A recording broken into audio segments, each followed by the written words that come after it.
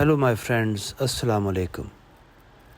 Let's address the following question today: how to gain true strength?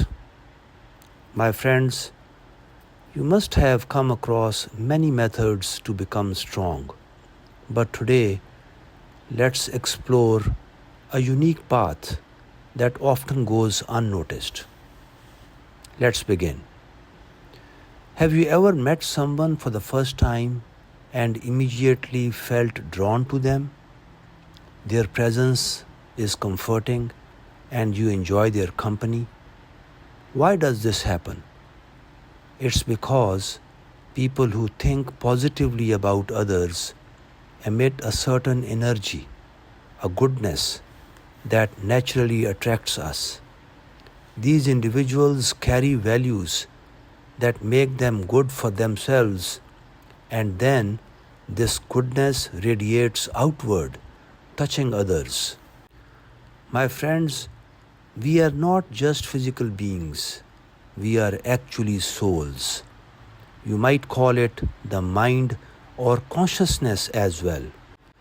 This is our true self that connects and communicates in ways we cannot always see but can certainly feel. When we encounter a good soul, their positive energy uplifts us.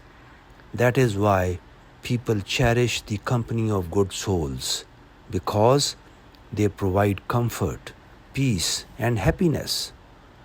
Now, here is the most amazing part.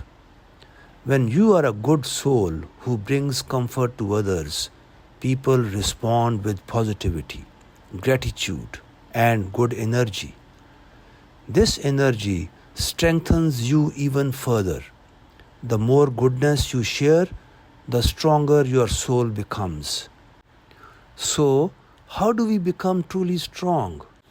The answer is simple: by becoming good souls. A good soul cares for others, helps them, and thinks positively about them. This selflessness attracts positive energy from others, creating a cycle of strength and goodness. On the other hand, if we are selfish or negative, we emit bad energy, which weakens us. Even if we have material success, a weak soul leads to inner unhappiness and often manifests in physical problems. My friends, think of it this way. Can a bad driver handle a car safely? Of course, no. Similarly, our bodies are the vehicles we drive, and our true self, that is the driver, if that is weak, the body suffers. On the other hand, a strong and a good soul ensures that the body functions properly and harmoniously. My friends, now the question arises: how do we nurture our souls and become better individuals? At this point, we need to understand that the soul's nourishment comes from its creator. The stronger our connection with him, the stronger we become. Reconnecting with our creator isn't difficult if we approach with sincerity and commitment. He loves us deeply and is always near. We only need to seek him earnestly and with total dedication. My friends, true strength lies in nurturing our soul, building a connection with our Creator, and living a life of goodness towards others. And when a soul is strong, everything in life aligns beautifully.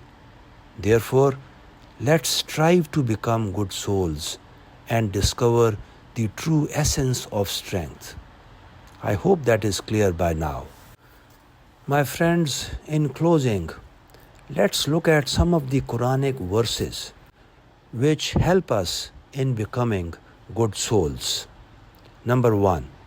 In chapter 91, verses 9 and 10, Quran states, "He has succeeded who purifies soul, and he has failed who instills it with corruption.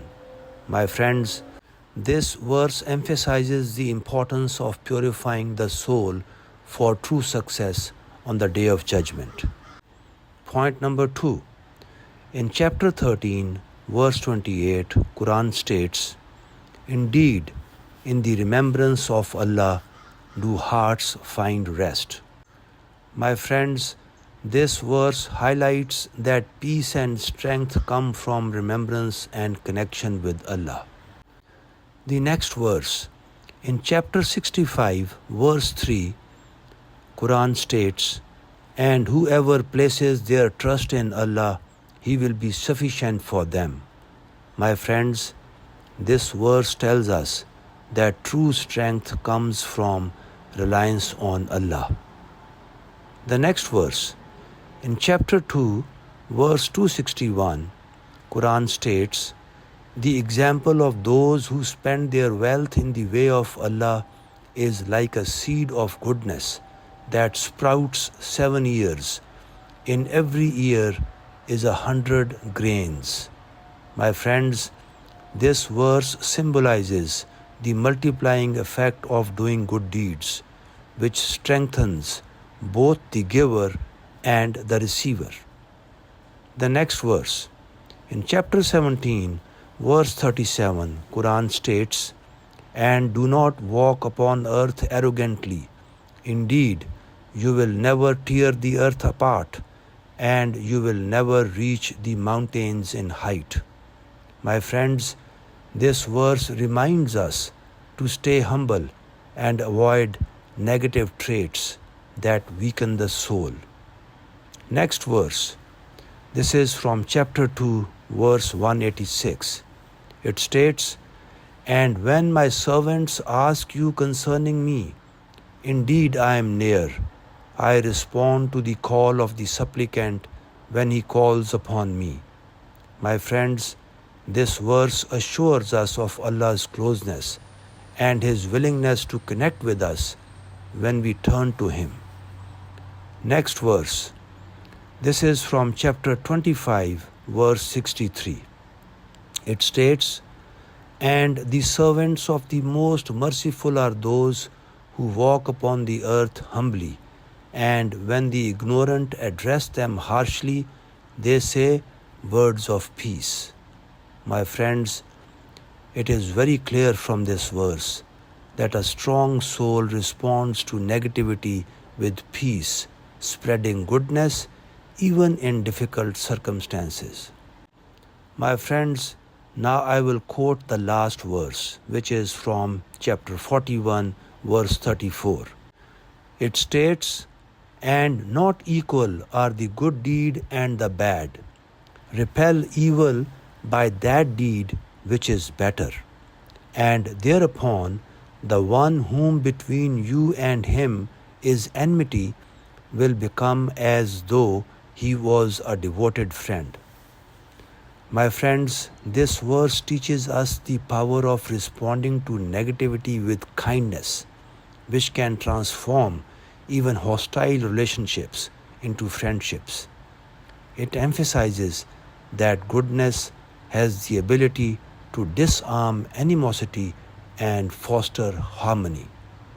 My friends, these verses together inspire us to purify our souls, connect deeply with Allah, care for others, and live a life of humility and goodness.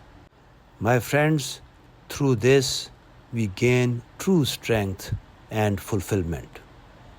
Thank you for listening, my friends. Have a wonderful day. Assalamu alaikum.